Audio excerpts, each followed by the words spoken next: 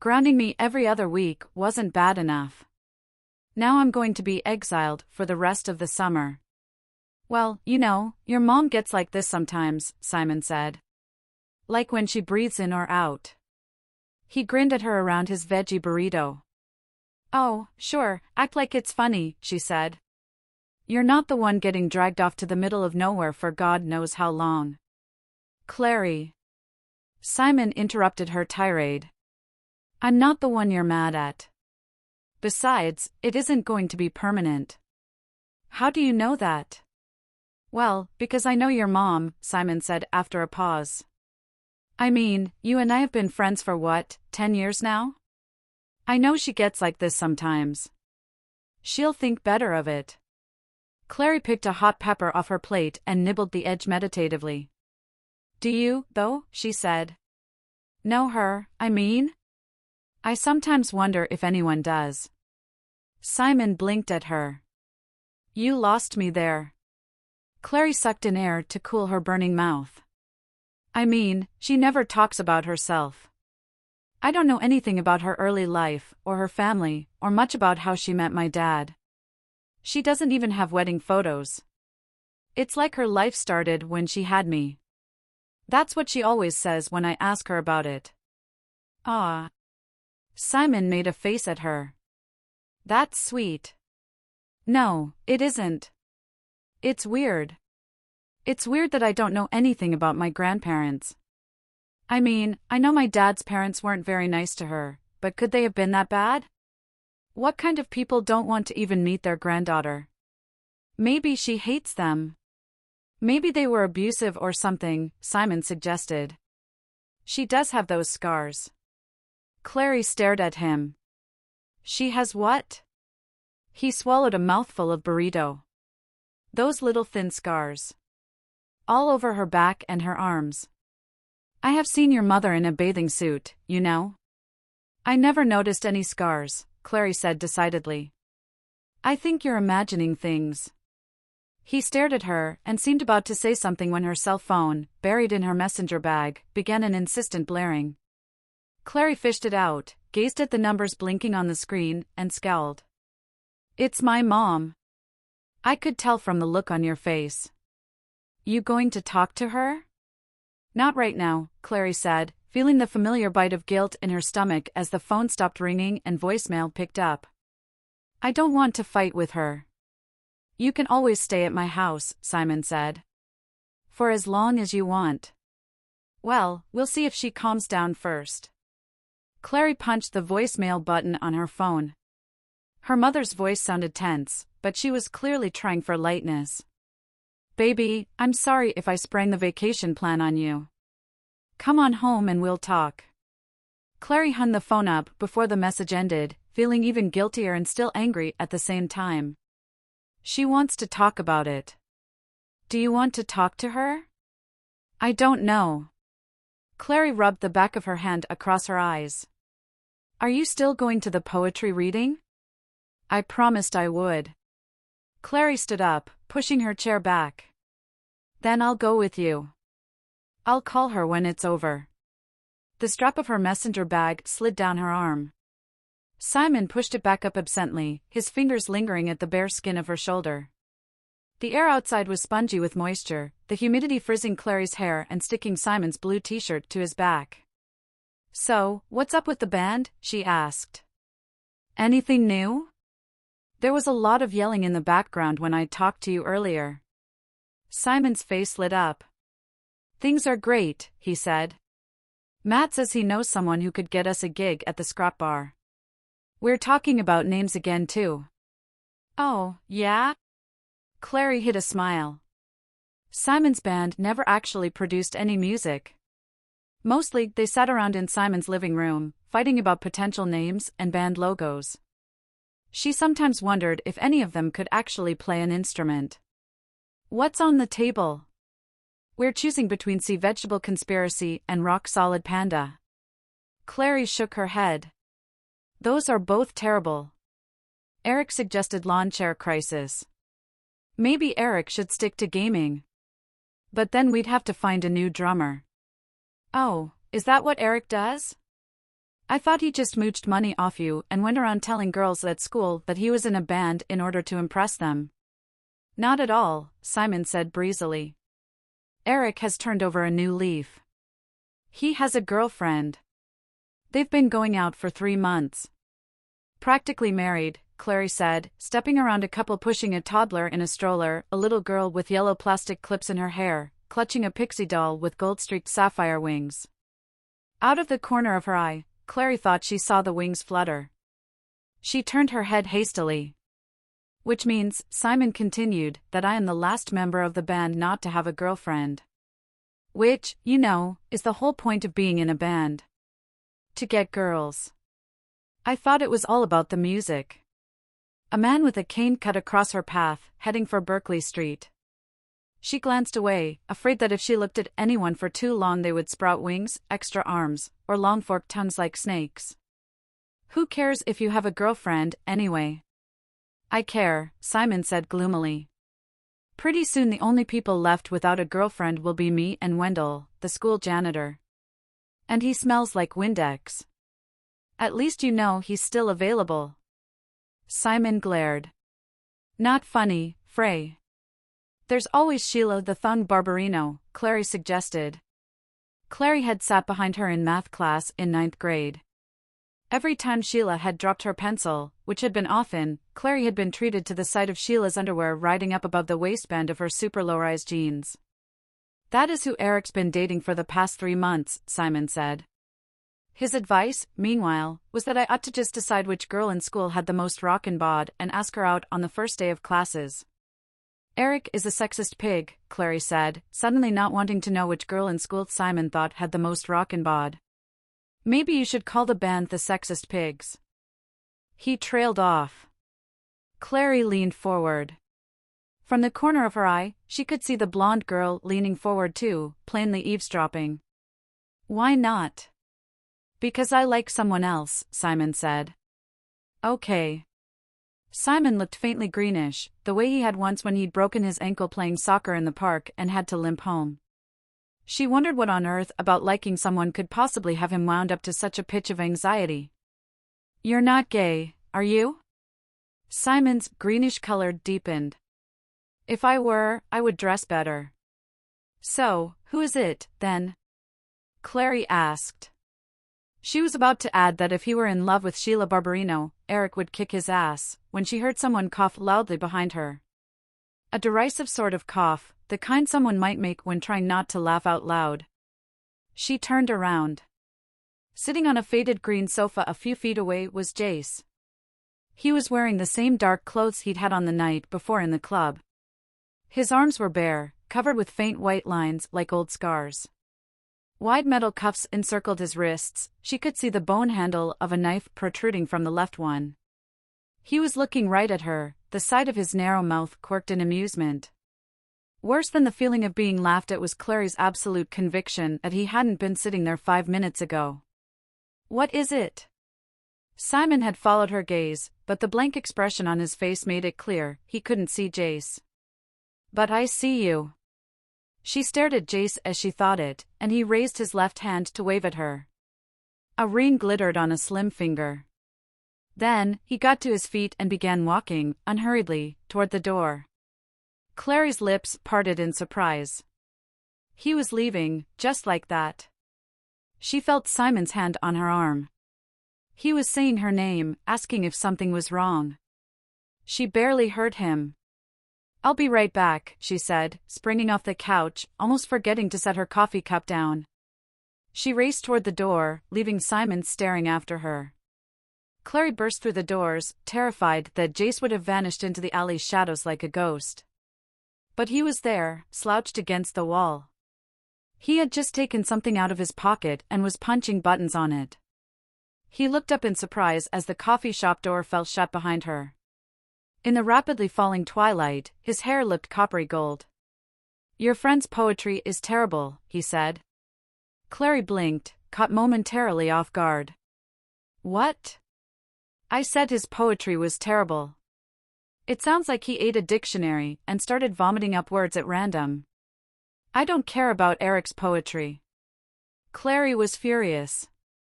I want to know why you're following me. Who said I was following you? Nice try. And you were eavesdropping, too. Do you want to tell me what this is about, or should I just call the police? And tell them what?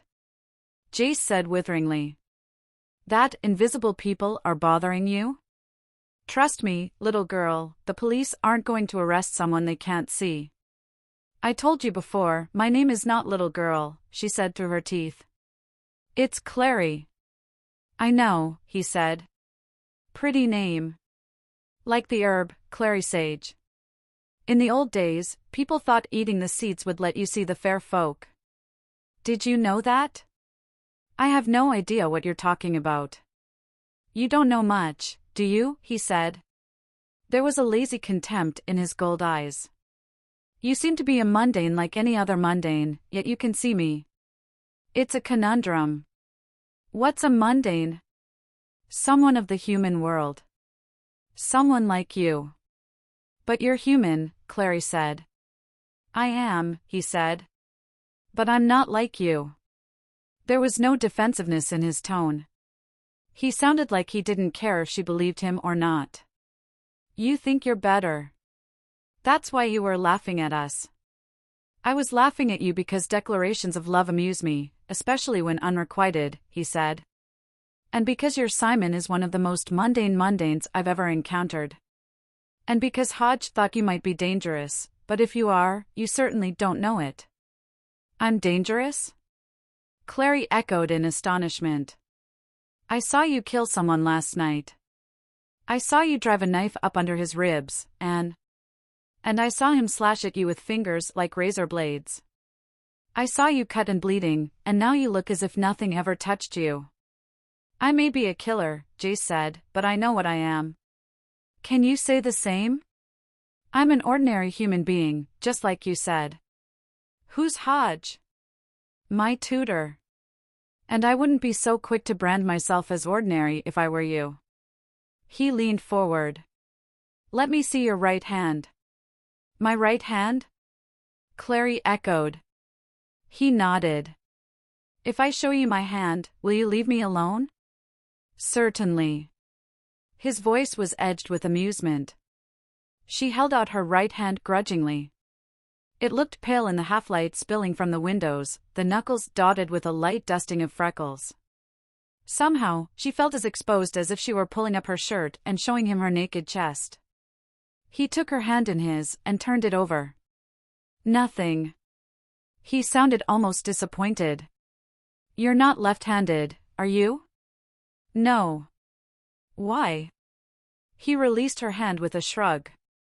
Most Shadowhunter children get marked on their right hands, or left, if they're left-handed like I am, when they're still young.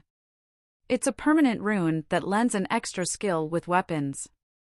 He showed her the back of his left hand, it looked perfectly normal to her. I don't see anything, she said. Let your mind relax, he suggested. Wait for it to come to you.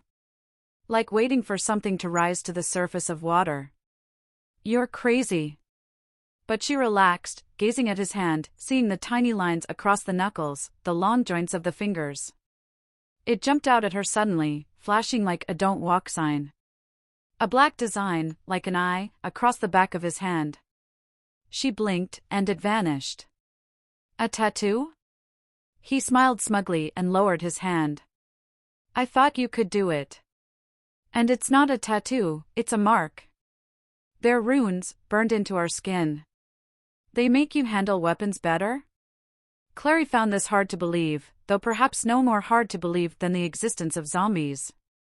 Different marks do different things. Some are permanent, but the majority vanish when they've been used. That's why your arms aren't all inked up today? She asked. Even when I concentrate? That's exactly why. He sounded pleased with himself. I knew you had the sight, at least. He glanced up at the sky. It's nearly full dark. We should go. We? I thought you were going to leave me alone. I lied, Jace said without a shred of embarrassment.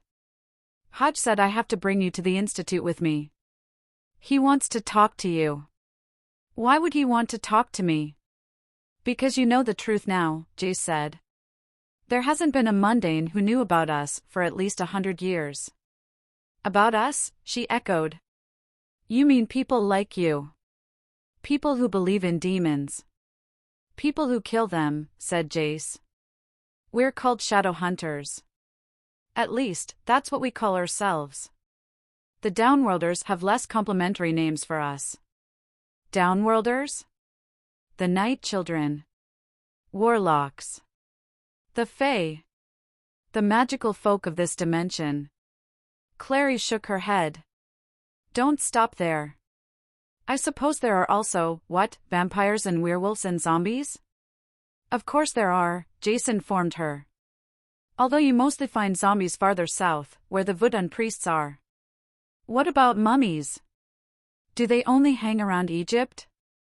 Don't be ridiculous. No one believes in mummies. They don't? Of course not, Jace said. Look, Hodge will explain all this to you when you see him. Clary crossed her arms over her chest. What if I don't want to see him? That's your problem. You can come either willingly or unwillingly. Clary couldn't believe her ears. Are you threatening to kidnap me? If you want to look at it that way, Jace said, yes. Clary opened her mouth to protest angrily but was interrupted by a strident buzzing noise. Her phone was ringing again. Go ahead and answer that if you like, Jace said generously. The phone stopped ringing, then started up again, loud and insistent. Clary frowned, her mom must really be freaking out. She half turned away from Jace and began digging in her bag. By the time she unearthed the phone, it was on its third set of rings. She raised it to her ear. Mom? Oh, Clary. Oh, thank God. A sharp prickle of alarm ran up Clary's spine. Her mother sounded panicked. Listen to me. It's all right, Mom. I'm fine. I'm on my way home. No. Terror scraped Jocelyn's voice raw. Don't come home. Do you understand me, Clary? Don't you dare come home. Go to Simon's. Go straight to Simon's house and stay there until I can. A noise in the background interrupted her, the sound of something falling, shattering, something heavy striking the floor. Mom! Clary shouted into the phone. Mom, are you all right? A loud buzzing noise came from the phone. Clary's mother's voice cut through the static. Just promise me you won't come home. Go to Simon's and call Luke, tell him that he's found me. Her words were drowned out by a heavy crash like splintering wood. Who's found you? Mom, did you call the police? Did you? Her frantic question was cut off by a noise Clary would never forget, a harsh, slithering sound, followed by a thump. Clary heard her mother draw in a sharp breath before speaking, her voice eerily calm. I love you, Clary. The phone went dead. Mom! Clary shrieked into the phone. Mom, are you there? Call ended, the screen said. But why would her mother have hung up like that? Clary, Jace said. It was the first time she'd ever heard him say her name. What's going on? Clary ignored him. Feverishly, she hit the button that dialed her home number. There was no answer except a double-tone busy signal. Clary's hands had begun to shake uncontrollably. When she tried to redial, the phone slipped out of her grasp and hit the pavement hard. She dropped to her knees to retrieve it, but it was dead, a long crack visible across the front. Damn it! Almost in tears, she threw the phone down. Stop that! Jace hauled her to her feet, his hand gripping her wrist. Has something happened? Give me your phone, Clary said, grabbing the black metal oblong out of his shirt pocket. I have to. It's not a phone, Jace said, making no move to get it back. It's a sensor. You won't be able to use it. But I need to call the police. Tell me what happened first. She tried to yank her wrist back, but his grip was incredibly strong. I can help you. Rage flooded through Clary, a hot tide through her veins. Without even thinking about it, she struck out at his face, her nails raking his cheek. He jerked back in surprise. Tearing herself free, Clary ran toward the lights of 7th Avenue.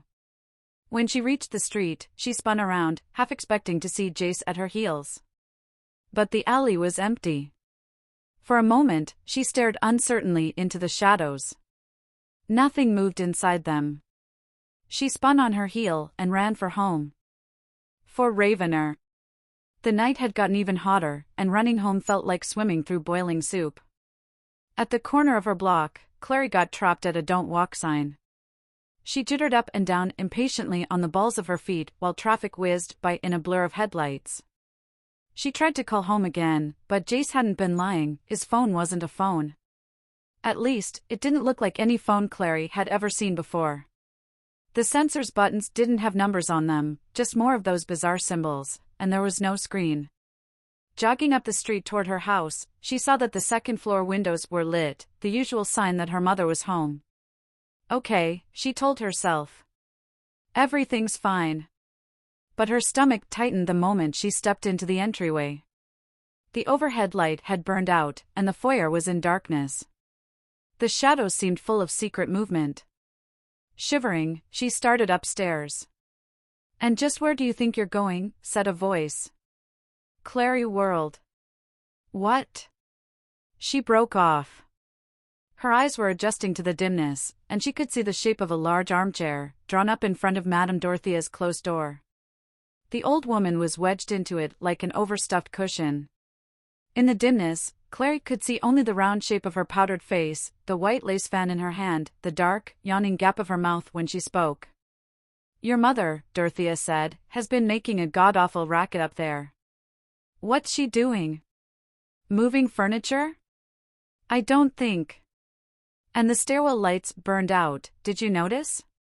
Dorothea rapped her fan against the arm of the chair. "Can't your mother get her boyfriend in to change it?" "Luke isn't. The skylight needs washing too. It's filthy. No wonder it's nearly pitch black in here." Luke is not the landlord, Clary wanted to say, but didn't. This was typical of her elderly neighbor. Once she got Luke to come around and change the light bulb, she'd ask him to do 100 other things, pick up her groceries, grout her shower. Once she'd made him chop up an old sofa with an axe so she could get it out of the apartment without taking the door off the hinges. Clary sighed. "I'll ask." "You'd better." Dorothea snapped her fan shut with a flick of her wrist. Clary's sense that something was wrong only increased when she reached the apartment door. It was unlocked, hanging slightly open, spilling a wedge-shaped shaft of light onto the landing. With a feeling of increasing panic, she pushed the door open. Inside, the lights were on, all the lamps turned up to full brightness. The glow stabbed into her eyes. Her mother's keys and pink handbag were on the small wrought iron shelf by the door, where she always left them. "Mom?" Clary called out. "Mom, I'm home." There was no reply. She went into the living room. Both windows were open, yards of gauzy white curtains blowing in the breeze like restless ghosts. Only when the wind dropped and the curtains settled did Clary see that the cushions had been ripped from the sofa and scattered around the room. Some were torn lengthwise, cotton innards spilling onto the floor. The bookshelves had been tipped over, their contents scattered. The piano bench lay on its side, gaping open like a wound, Jocelyn's beloved music books spewing out. Most terrifying were the paintings. Every single one had been cut from its frame and ripped into strips, which were scattered across the floor. It must have been done with a knife, canvas was almost impossible to tear with bare hands. The empty frames looked like bones picked clean. Clary felt a scream rising up in her chest. "Mom," she shrieked. "Where are you?" "Mommy." She hadn't called Jocelyn Mommy since she was 8. Heart pumping, she raced into the kitchen. It was empty, the cabinet doors open, a smashed bottle of Tabasco sauce spilling peppery red liquid onto the linoleum. Her knees felt like bags of water. She knew she should race out of the apartment, get to a phone, call the police. But all those things seemed distant, she needed to find her mother first, needed to see that she was all right. What if robbers had come? What if her mother had put up a fight? What kind of robbers didn't take a wallet, the TV, the DVD player, or the expensive laptops? She was at the door to her mother's bedroom now. For a moment it looked as if this room, at least, had been left untouched. Jocelyn's handmade flowered quilt was folded carefully on the duvet. Clary's own face smiled back at her from the top of the bedside table, 5 years old, gap-toothed smile framed by strawberry hair. A sob rose in Clary's chest. "Mom," she cried inside, "what happened to you?" Silence answered her. No, not silence, a noise sounded through the apartment, raising the short hairs along the nape of her neck. Like something being knocked over, a heavy object striking the floor with a dull thud. The thud was followed by a dragging, slithering noise, and it was coming toward the bedroom. Stomach contracting in terror, Clary scrambled to her feet and turned around slowly. For a moment she thought the doorway was empty, and she felt a wave of relief. Then she looked down. It was crouched against the floor, a long, scaled creature with a cluster of flat black eyes set dead center in the front of its domed skull. Something like a cross between an alligator and a centipede, it had a thick, flat snout and a barbed tail that whipped menacingly from side to side. Multiple legs bunched underneath it as it readied itself to spring. A shriek tore itself out of Clary's throat. She staggered backward, tripped, and fell, just as the creature lunged at her. She rolled to the side, and it missed her by inches, sliding along the wood floor, its claws gouging deep grooves. A low growl bubbled from its throat. She scrambled to her feet and ran toward the hallway, but the thing was too fast for her. It sprang again, landing just above the door, where it hung like a gigantic malignant spider, staring down at her with its cluster of eyes. Its jaws opened slowly, showing a row of fanged teeth spilling greenish drool. A long black tongue flickered out between its jaws as it gurgled and hissed. To her horror, Clary realized that the noises it was making were words. "Girl," it hissed. "Flesh. Blood. To eat, oh, to eat." It began to slither slowly down the wall. Some part of Clary had passed beyond terror into a sort of icy stillness. The thing was on its feet now, crawling toward her. Backing away, she seized a heavy framed photo off the bureau beside her, herself, her mother, and Luke at Coney Island, and flung it at the monster. The photograph hit its midsection and bounced off, shattering on the floor. The creature didn't seem to notice. It came on toward her, broken glass splintering under its feet. Bones, to crunch, to suck out the marrow, to drink the veins.